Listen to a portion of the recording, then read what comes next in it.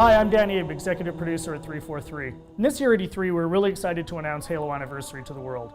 We wanted to give an example of campaign, so we used Silent Cartographer to really highlight some of the exciting features we're developing for the game. And now we want to share this with the rest of the world. So this is really your chance to get a behind-the-scenes peek at what we're doing with Halo Anniversary. Hope you enjoy.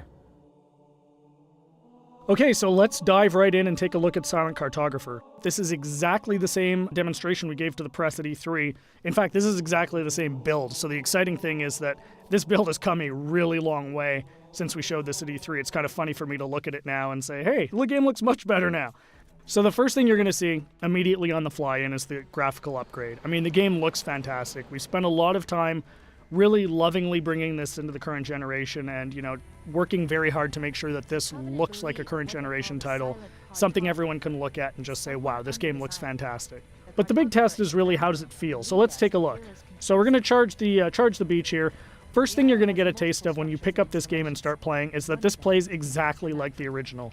That was a core development principle for us, is this game needed to play exactly the way it did 10 years ago. I mean, this is the game that launched a generation of shooters, so we had to make sure that that feeling was identical to that experience that everybody remembered 10 years ago, because this is really a gift to the fans. This is a way to relive the experience of playing Halo 1 for the first time, so we really wanted to make sure it was identical. And the way we did that was actually a fun technical trick. We're actually running portions of two engines at the same time. So the underlying code, the code controlling how the game feels, how the AI reacts, all of that stuff, is a lot of it's the original Halo 1 code, and that was really the best way for us to ensure that the game played exactly the same as it did 10 years ago.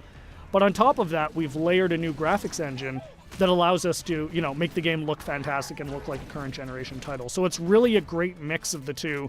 So at the end of the day, your Halo fan gets a game that plays exactly like they remember, but looks like a current generation title.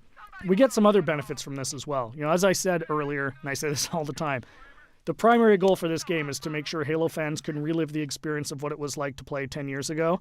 And one of the big tools we have in our box to do that is Classic Mode. So what's Classic Mode? At the touch of a button, you can swap back and see how the game looked 10 years ago. So here it is. This is, Halo 1 10 years ago.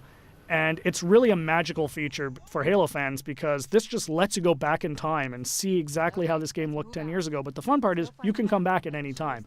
So Classic Mode gives you the ability to go back and forth whenever you want at the campaign. So one of the things that's fun to do is get out to a spot like this that, just looks beautiful. You've got the water, the sun reflecting over it, the Halo ring in the background, and say, hey, what did this look like 10 years ago?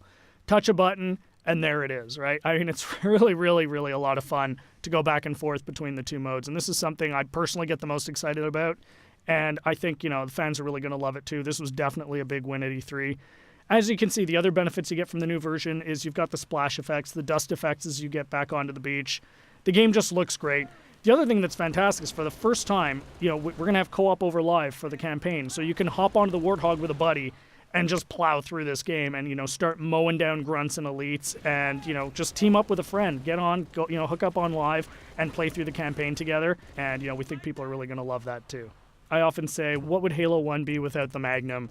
And, of course, the Magnum's back. Everyone remembers that fantastically overpowered pistol that just enabled you to walk through and just mow through hordes of enemies.